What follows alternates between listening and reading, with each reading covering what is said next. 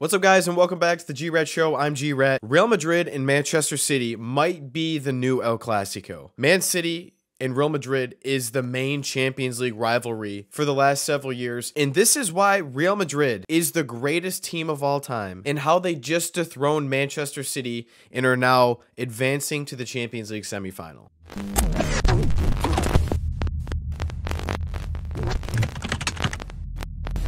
The first match between City and Real Madrid were a little different. It was a little more back and forth. City did control the majority of the possession, but this was one of the craziest scenarios I've ever seen. It was like Real Madrid almost took a page out of Arsenal's playbook as soon as they scored, and it was Man City lived in the final third of Real Madrid's half for almost 2 hours straight. And as good as Manchester City was at keeping possession, and besides the first goal didn't make mistakes, Real Madrid was perfect the entire match. I don't think they're the best team in the world. I think that's City, but they don't need to be the best team in the world to win the Champions League because they'll score a goal and they're so disciplined, they're so well coached, and they're such competitors where they're smart, they play the right formation, and they're patient, and they don't need to do anything else. Real Madrid did everything that they needed to do to make sure they made it through to the next round. City found a way to score, and it's hard to even say Madrid made a mistake. It was more so, it was just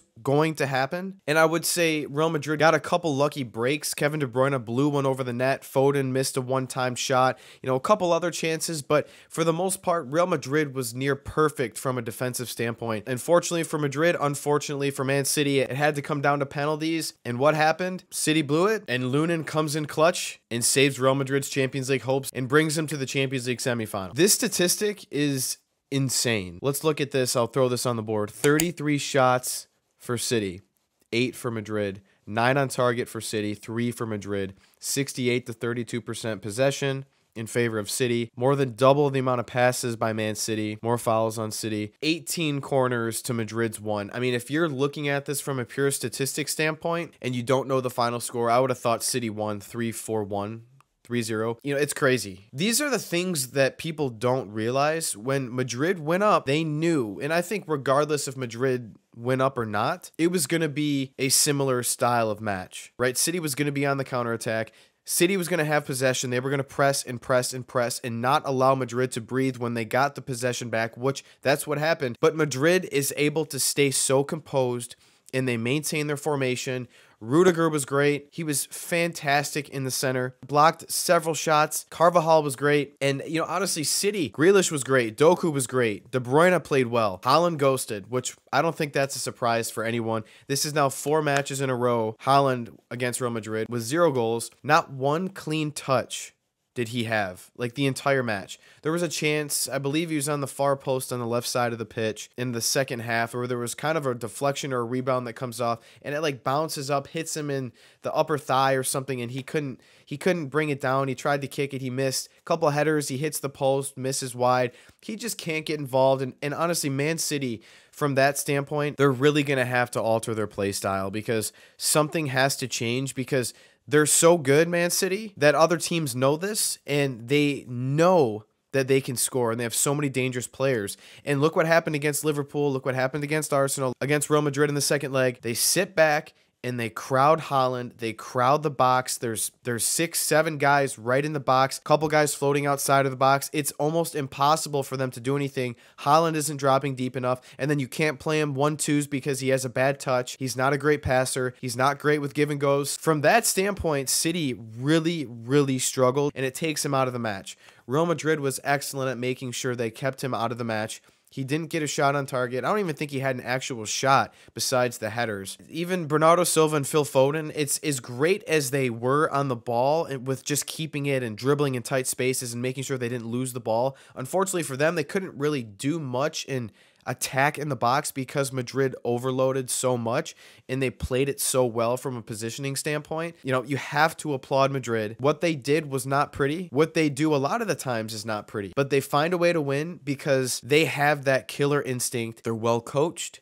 They know what to do and they're well disciplined. Everyone knows their role, which brings me to Vinicius about knowing your role. He is, in my opinion, is the most important person on Real Madrid. Again, with the assist to Rodrigo, he's the reason that they scored that goal. Obviously, Bellingham, it was a nice touch who laid it off. So I believe Vinicius, who then dribbled up and passed to Rodrigo. I forget the exact sequence, but he knows, for as talented as he is, he isn't the best finisher, but he's a very unselfish player, and he provides so much attacking support and assist in great plays. He's a playmaker for Real Madrid, and he's completely unselfish, which is why Real Madrid is so much better, because he's so unselfish. It's hard to really individually talk about Real Madrid's individual performances because they were so defensive and not really one player stood out. It's hard to say that, Bellingham stood out or Rodrigo or Vinicius because they really were just defending most of the match. I mean, there were times when, Real Madrid was possessing. Bellingham, he was pretty calm. He made some nice passes. It was I would say Rudiger and Carvajal were fantastic. Mendy looked out of sorts at times. There were times he just kicked the ball out of bounds. He looked nervous. Actually, a lot of players looked nervous with Real Madrid towards the middle end of the match because the pressure that City was putting on them. But they ended up making it out. They made it out alive. And this is where, when Manchester City, this is my huge problem with Man City, and it's mostly directed at Pep. After they scored, Real Madrid, Man City knew that they were going to sit back pretty much the entire match, that they would probably have chances on the counterattack, which they did, a couple throughout the match, but City was continuous pressure the entire match, and finally, with 15 minutes left in the match, they found a way to score. But after they continuously found Real Madrid to do the same thing and realized they're fine with taking it to penalties, knowing the way that the game was going, it was headed towards penalties. I think deep down you could kind of see it that way unless something crazy happened. Real Madrid was playing so well.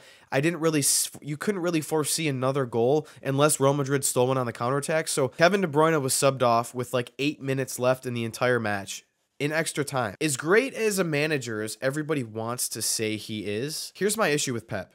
Every team he goes to is loaded. Bayern, this City team, Barcelona. You know what would make me actually think he's a good manager? Go back to Barcelona.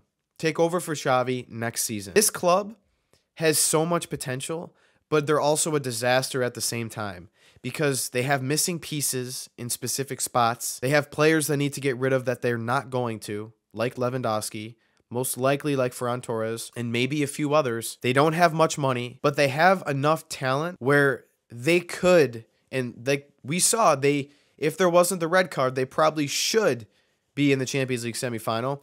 There's enough talent for them to compete with Madrid next season to win La Liga. There's enough talent to make it back to the quarterfinals next year in the Champions League, maybe the semifinal. If he's that good of a manager, I want to see him take an approach. Go to Barcelona. Go to a team like Chelsea or Manchester United or some other club that isn't loaded with talent like PSG, like Madrid, Bayern, or City, and do something. Then I will be sold on Pep Guardiola because I can't really blame him that much. It's hard to have tactics when Real Madrid's sitting back the entire match, but it's good tactics for Madrid. And you know what? City should have played better defense. They shouldn't have conceded that first goal, and that is the reason the game played out the way that it did. Bayern and Real Madrid, I think now this was the hardest test for Madrid. I think it's a clear path to the final for them, and honestly, whoever comes out of that other side of the bracket, it's Madrid. I'm almost positive that they're winning the Champions League.